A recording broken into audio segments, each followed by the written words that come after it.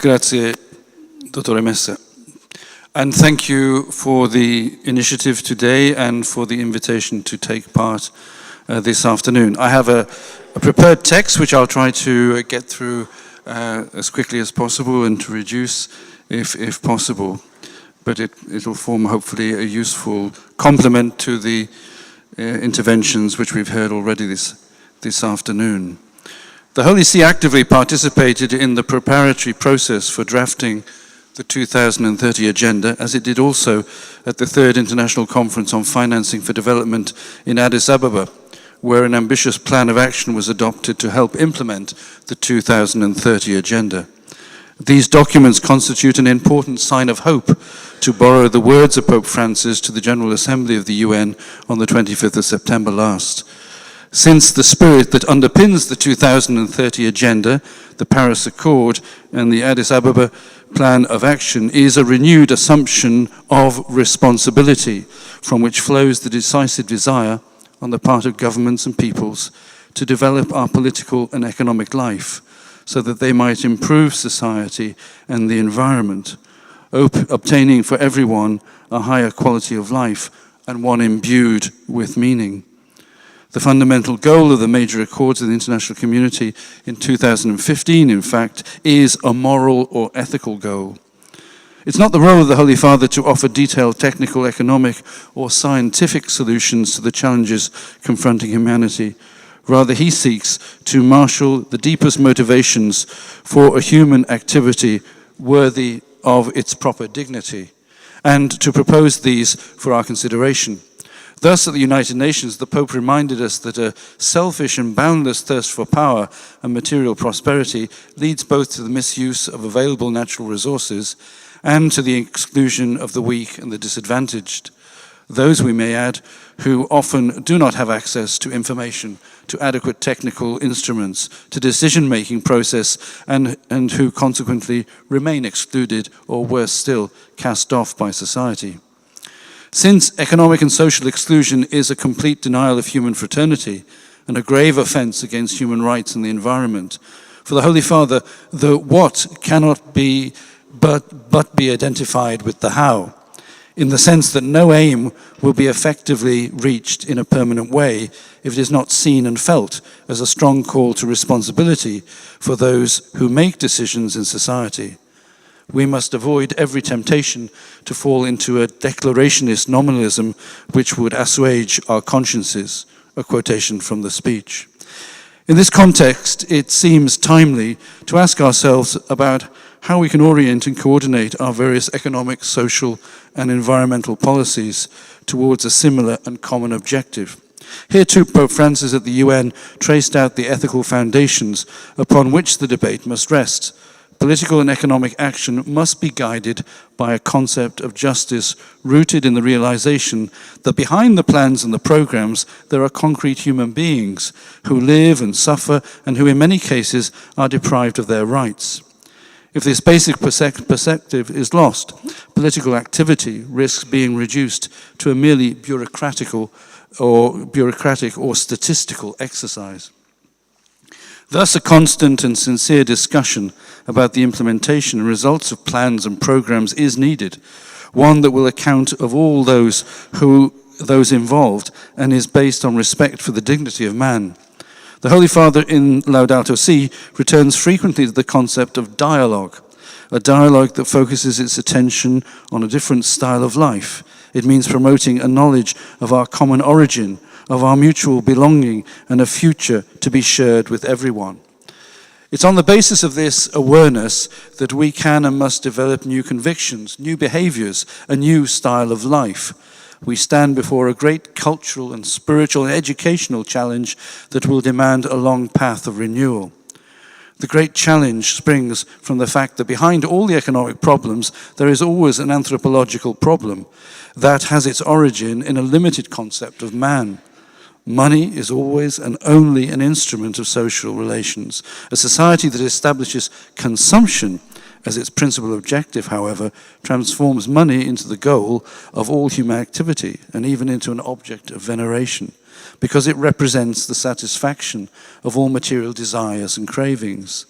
There is here a clear confusion between means and ends, coming from a great impoverished vision that reduces man solely to his needs, to consumption.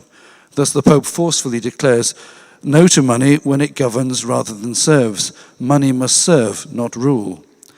But to avoid the rule by money, the relation of man to technology must also be redefined.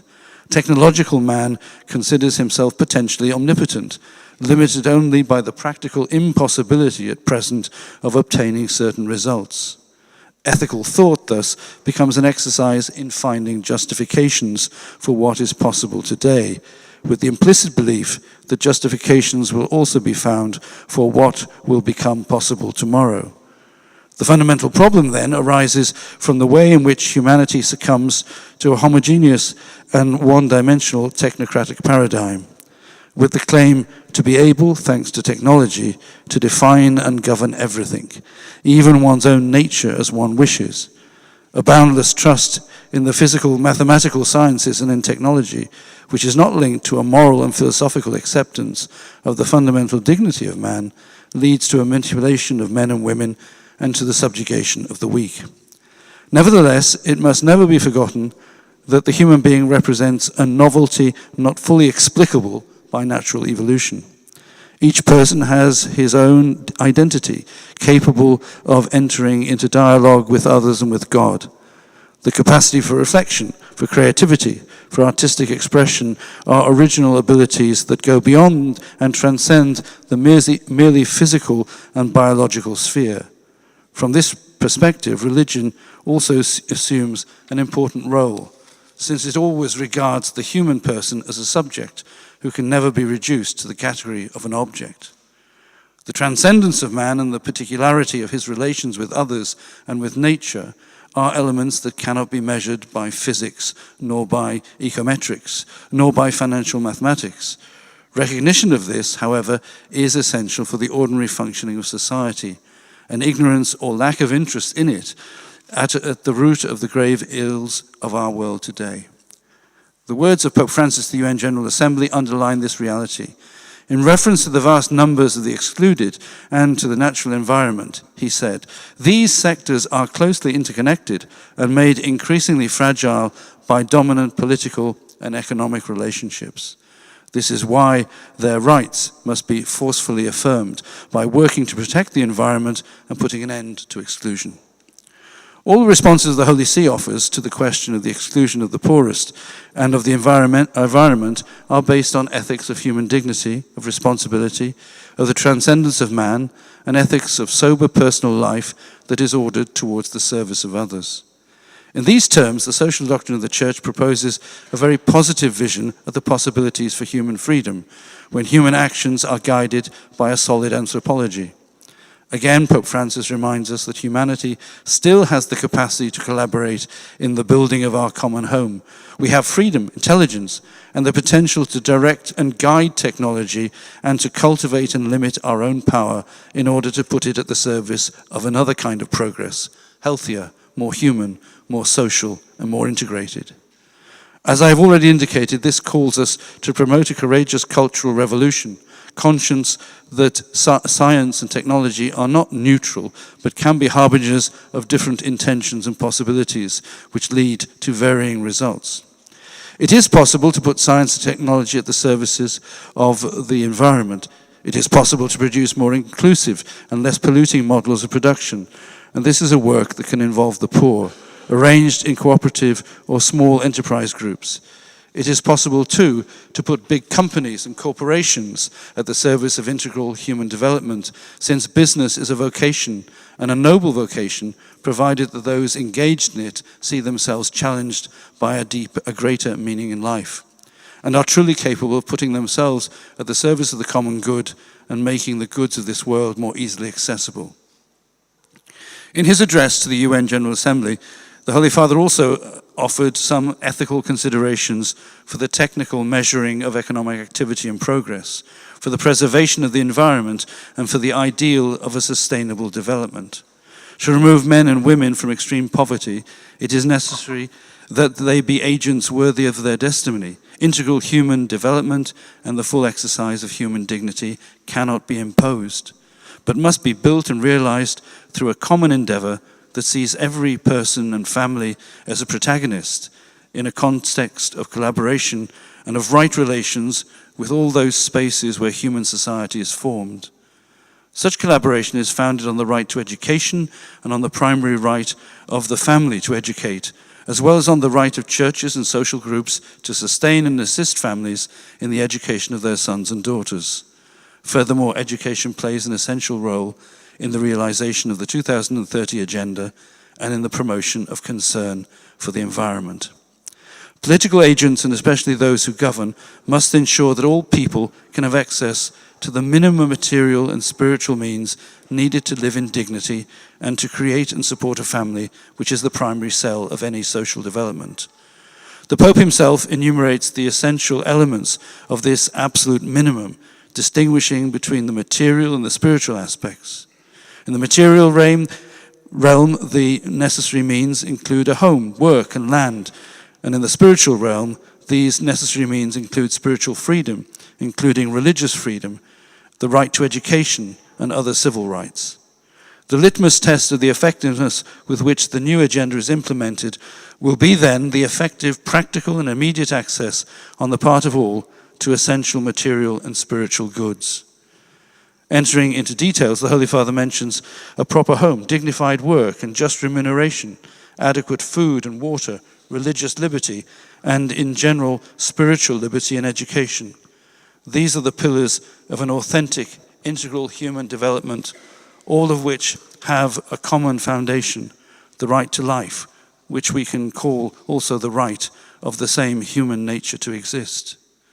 To conclude, I want to affirm that the substantial response to all the questions around the applicability and effectiveness of the Sustainable Development Objectives contained in the 2030 Agenda and of the Paris Accord and the Addis Ababa Plan of Action comes from an ethical foundation. The teachings of the Holy Father, especially as contained in the Apostolic Exhortation Evangelii Gaudium, the encyclical letter Laudato Si, and in the discourses at the UN in New York and Nairobi, offer fundamental ethical proposals, beginning with a realistic and integral conception of human dignity and its social aspect, which are at the same time necessary for an effective implementation of the Sustainable Development Objective and a guarantee of its attainment. I'd just like to one final remark to indicate a little bit on what I've heard this afternoon, a word of encouragement to the degree that I think we have traveled a very long way. 20 years ago, I was also working in Rome and in the same department that I now have the honor to head. At that time, there was a particular environmental issue which came across my desk. And as we do in the Vatican, we wrote a little summary of the matter and made some proposals. And I can remember writing on this file that wouldn't it be a nice idea if the Pope wrote an encyclical on the environment? It went up to my boss, Archbishop Toron, and I was summoned to his office.